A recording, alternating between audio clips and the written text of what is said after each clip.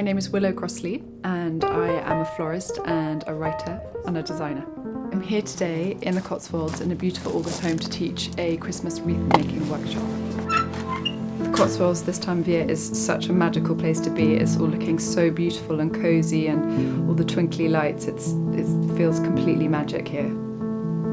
Everything's so manic at this time of year that having that opportunity to sit down with friends and family and create something with our hands is such a kind of joyful, special thing to do. So I feel very thankful to be able to do this. It's a really special moment in the year. I've chosen a deliciously scented bunch of mostly eucalyptuses, but they're all foliages that will last really well out of the water, so perfect for making wreaths.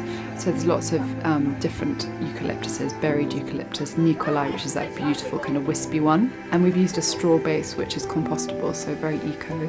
And some kind of beautiful milky blue conifer, lots of velvet ribbons. We've got whole dried limes, whole dried oranges, and a little bit of wax flower as well.